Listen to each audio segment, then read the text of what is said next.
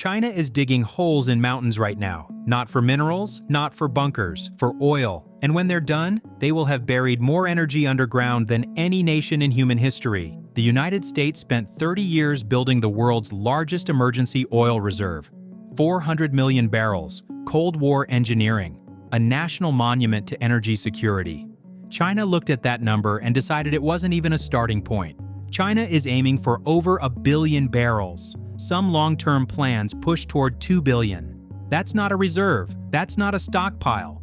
That is a geological fortress holding enough oil to run the entire Chinese economy for months, completely sealed off from the outside world, invisible from above, and immune to almost everything a rival could throw at it. And here's what nobody is talking about. They're doing it faster than the United States built theirs. Dramatically faster, in a fraction of the time. So why is China literally burying oceans of oil inside mountains? What do they know about the next 20 years that Washington is still pretending isn't coming? And when you see the engineering they're using to pull this off, you're going to understand why this isn't just an energy story. It's a power story. Stay with me, because the numbers we're about to walk through are going to feel made up. They're not. If this is the kind of thing that keeps you up at night, or should, hit subscribe.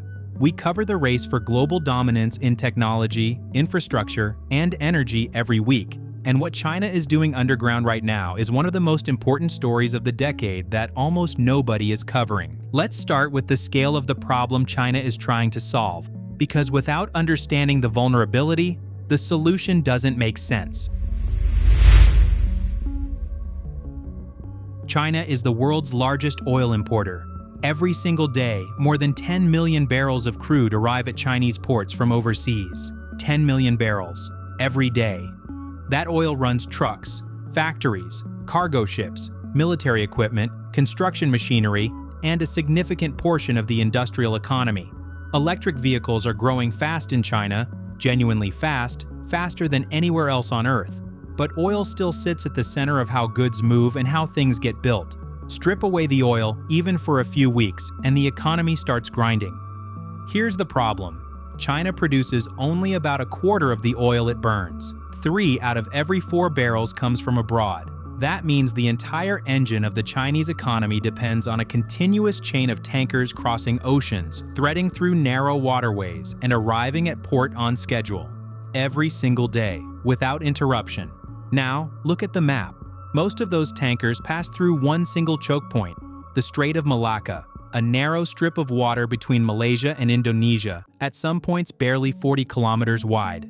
A huge fraction of global shipping passes through it. A huge fraction of China's oil passes through it. And if something blocks that route, conflict, sanctions, accident, a hostile navy, those tankers have to reroute around Indonesia or Australia, adding weeks to the journey and spiking costs immediately. In a real crisis, that route doesn't just get expensive, it could get cut. Chinese strategic planners have a name for this.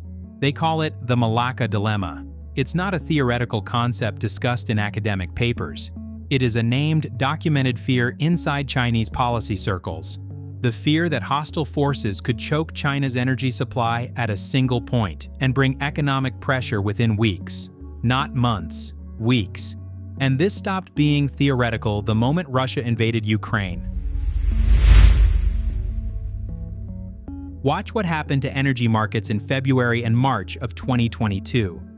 Oil and gas flows across Europe shifted almost overnight. Prices spiked. Long-term supply contracts that had looked stable for decades suddenly became liabilities. Countries that thought they had energy security discovered they had energy dependency dressed up in paperwork. The lesson was brutal and immediate.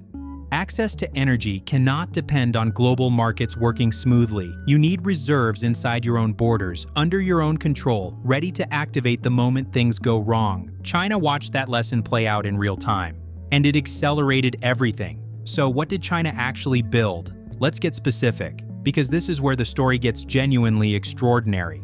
China's Strategic Petroleum Reserve didn't start yesterday. The first phase launched in the early 2000s after price shocks pushed energy security up the policy agenda. The initial goal was modest, enough storage to survive short disruptions. But the system being built now operates on a completely different scale. Today, China already holds several 100 million barrels in government-controlled reserves, with additional stockpiles maintained by state-owned oil companies that can be redirected during emergencies. Together, China is already among the largest oil holders in the world, and they're still adding, fast. Here's where it gets insane. Between 2025 and 2026, a single 12-month window, state energy firms are scheduled to complete more than a dozen new underground storage bases. Those projects will add well over 150 million barrels of fresh capacity in just 1 year. Sit with that number. In 1 year, China is adding more storage than many entire nations hold. And that 1 year of construction represents roughly as much new capacity as China added during the entire previous 5-year period combined. The long-term targets go further still. Policy planners have discussed reaching at least 90 days of net import coverage, which matches international emergency standards. But China isn't stopping at the international standard. Some estimates suggest the final system could approach 6 months of import coverage. 6 months. That pushes total storage toward the range of 1.5 to 2 billion barrels. Compare that to the United States. The U.S. Strategic Petroleum Reserve, built during the Cold War, funded over decades, triggered by the 1973 oil crisis, currently holds somewhere around 370 to 400 million barrels depending on recent market releases. It took more than 30 years to reach that level. China is building towards several times that amount in less than 10 years. The speed of construction comes down to how China organizes these projects. These aren't isolated, one-off builds waiting for individual approvals. They follow standardized designs. They use domestic engineering firms working from templates. They're financed centrally through state banks, which means funding doesn't dry up mid-project when interest rates shift. Once a site receives approval, excavation, lining, sealing, and pipeline connections move forward in parallel. Not sequentially. Multiple teams, multiple stages, simultaneous. The result is a construction pace that Western infrastructure projects simply don't match. Now here's the question that should be nagging at you. Why underground? If you need to store 1 billion barrels of oil, why not just build steel tank farms along the coast like everyone else? Why drill into mountains? That decision comes down to 4 factors, and each one is more compelling than the last. The first is protection. An above-ground tank farm holding tens of millions of barrels is a target. A large, visible, flammable target. Storms can damage it. Accidents can ignite it. In a military conflict, exposed oil infrastructure is one of the first things that gets hit, because destroying an enemy's fuel supply is one of the oldest strategies in warfare. Underground caverns eliminate that vulnerability almost entirely. Half a kilometer of solid rock above your oil is better than the most sophisticated fire suppression system money can build. The second is cost. This one surprises people. Drilling into mountains sounds expensive, and the upfront excavation certainly is. But once those caverns are cut and sealed, operating costs fall dramatically compared to surface tanks. No constant repainting. No corrosion maintenance on massive steel structures exposed to weather. No enormous fire suppression infrastructure spread across open ground. Some estimates show long-term operating costs dropping by nearly half compared to traditional storage terminals. Over decades, the underground approach is actually cheaper. The third is land. A surface tank farm capable of holding tens of millions of barrels covers enormous industrial territory. It competes with ports, refineries, roads, and urban development for some of the most valuable real estate in China. Underground facilities require only a small surface footprint: pumps, access shafts, pipeline terminals. That allows storage to go places where surface facilities couldn't, closer to the infrastructure that needs the oil most. The fourth is durability. These caverns are engineered for service lives of 50 years or more, not 50 years before a major renovation. 50 years of active cycling, oil in, oil out, pressure maintained, integrity intact. That turns each cavern complex from a piece of infrastructure into a multi-generational strategic asset. And here's how the engineering actually works, because this is the part that makes it real. These aren't just holes in the ground. Each site starts with detailed geological surveys. Teams looking for stable rock formations with low fracture risk and minimal groundwater intrusion. Engineers need rock that will hold pressure without cracking and that won't allow groundwater to contaminate the oil. Once they identify a suitable location, they drill access shafts and begin cutting long horizontal caverns using controlled blasting and heavy tunneling equipment. Some of these chambers stretch more than half a kilometer in length. Others form networks of parallel tunnels stacked at multiple depths, creating layered underground complexes. Before a single barrel of oil enters, the cavern walls receive thick concrete linings and waterproof barriers. Then comes the critical step. Water is introduced above the oil layer. That water creates inward pressure. It pushes against the rock, keeping oil from seeping into fractures in the surrounding stone. This technique is called water-sealed cavern storage, and it's the same method used for decades in Sweden, Japan, and South Korea. China didn't invent it. China scaled it in a way no one else has attempted. Above ground, these facilities are nearly invisible. Small service buildings, pipeline terminals, access shafts. You could drive past the surface installation and see almost nothing. Underneath, you're above an underground oil city. Now, there's a counter-argument you're probably forming right now, and it's a reasonable one. Isn't this all just expensive infrastructure that will never be needed? Isn't this money China could spend on solar panels and EV charging networks and actually transitioning away from oil dependency? Why dig holes for a fuel source you're supposedly moving away from? Here's why that argument doesn't hold up. China's oil consumption isn't declining yet. Electric vehicles are displacing some demand, yes, but China's industrial economy, its military logistics, its shipping fleet, its agricultural machinery, these run on oil and will for decades. The transition is real, but it is not fast enough to eliminate the Malacca Dilemma in the near term. During the exact window when that vulnerability remains, China needs insurance. And when the transition does eventually reduce oil dependency, the storage infrastructure doesn't disappear. It becomes less urgent, which is a good problem to have. The cost argument also cuts the other way. China's reserve buildup has been strategically timed around periods of lower oil prices. When global prices drop, and they do cyclically, China fills the caverns.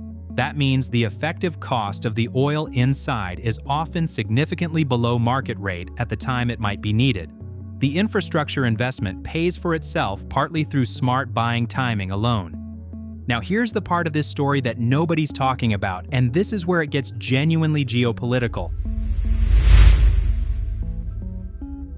An oil reserve at this scale doesn't just protect China from supply disruptions, it changes how China operates in global oil markets entirely. When oil prices spike, war, sanctions, supply shock, whatever causes it, China can slow purchases and draw from storage instead of competing in a panicked market. That protects domestic consumers and industries from price surges that devastate other economies. But when prices fall, China can absorb surplus supply by filling its caverns, adding demand that stabilizes the market and supports exporting nations. China becomes simultaneously a shock absorber and a price influencer. No other country currently has that combination at this scale. And then there's the supplier question. In recent years, China has significantly increased oil purchases from countries facing Western sanctions. Russia, Iran, suppliers that have fewer alternative buyers and are therefore willing to sell at discounted prices. China fills its reserves with discounted oil. Those countries get steady revenue that keeps them economically viable despite sanctions, and long-term political ties are cemented in the process. The storage system isn't just an energy policy, it's a foreign policy instrument. Every barrel of discounted sanctioned oil that enters a Chinese mountain cavern is also a geopolitical relationship being built outside the Western-dominated trading system. Washington and Brussels designed sanctions to isolate these countries economically. China's reserve buildup turns those sanctions into a buying opportunity. That is the strategic picture nobody's printing on the front page. Here's a number that brings the geopolitical picture into focus. The United States took more than 30 years to build a reserve that holds roughly 370 to 400 million barrels.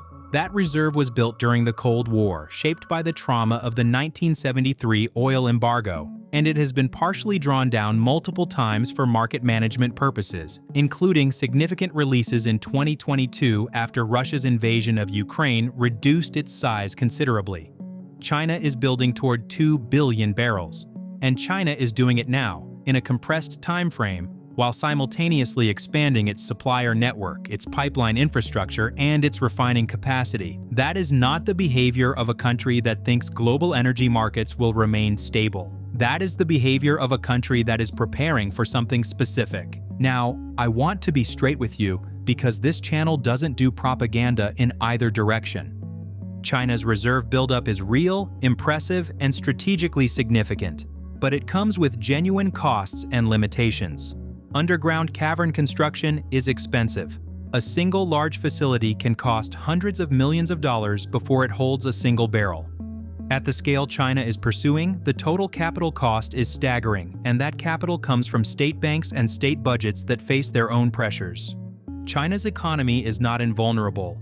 The timeline is also a target, not a guarantee. Construction schedules at this scale face engineering challenges, geological surprises, and coordination failures. Some of those projected completion dates will slip. Some facilities will underperform their design specs. That's not pessimism. That's the reality of any infrastructure program this ambitious, anywhere in the world. And China is not the only country paying attention. Japan and South Korea both maintain serious underground oil reserves using the same water-sealed cavern technology. The United States is aware of its own reserves limitations after the 2022 drawdowns exposed just how much of that buffer had been quietly depleted. Europe is rebuilding its energy storage infrastructure following the Russia shock. The awareness of vulnerability isn't unique to China. It's become universal. China is just moving faster and at larger scale than anyone else. Finally, oil itself is a transitional commodity. China's electric vehicle adoption is genuinely the fastest in the world. Renewable energy capacity additions in China are breaking records annually. At some point in the coming decades, the strategic calculus around oil shifts, and a reserve built for peak oil dependency becomes less critical. China is building this system on the assumption that the transition takes longer than optimists expect and that the vulnerable period is now. That assumption may prove correct. It may also prove more expensive than necessary if the energy transition accelerates faster than modeled. The honest summary: this is serious, real, and strategically consequential. And it is also expensive, imperfect, and operating against a future where the fuel being stored gradually matters less. But here's what I keep coming back to. There's a concept in military strategy called preparing the battlefield. It means arranging your assets before the conflict begins, when you still have the luxury of time and choice. What China is doing underground in those mountains right now is preparing the energy battlefield. Not for a conflict that's happening today, for one that might happen in 5, 10, or 15 years, at a moment when the Malacca Strait becomes contested, or sanctions become a weapon, or global oil markets fracture along geopolitical lines. When that moment arrives, whoever has the deepest reserves holds the longest clock. They can wait out a crisis that cripples a rival in weeks. They can keep their economy running while everyone else is scrambling. They can choose when to re-enter the market rather than being forced into it by desperation. There's a quote often attributed to various military planners, but the version I keep thinking about goes like this: amateurs talk about tactics, professionals talk about logistics. What China is building underground isn't tactics. It's not even strategy in the conventional sense. It's the deep foundation of logistics, the unglamorous, invisible, enormously expensive work of making sure that when the moment comes, you don't run out. The caverns are already being filled, the tunnels are already being drilled, and the question isn't whether China is prepared for an energy crisis. The question is whether, when that crisis comes, everyone else will have been watching this happen and done nothing about it. The future isn't coming. For the people drilling those tunnels right now, the future is already underground. What do you think? Is this China preparing for a crisis or engineering the leverage to cause one? Drop that in the comments because I genuinely want to know where you land on this. And if this kind of deep dive is what you want more of, subscribe. We're not slowing down.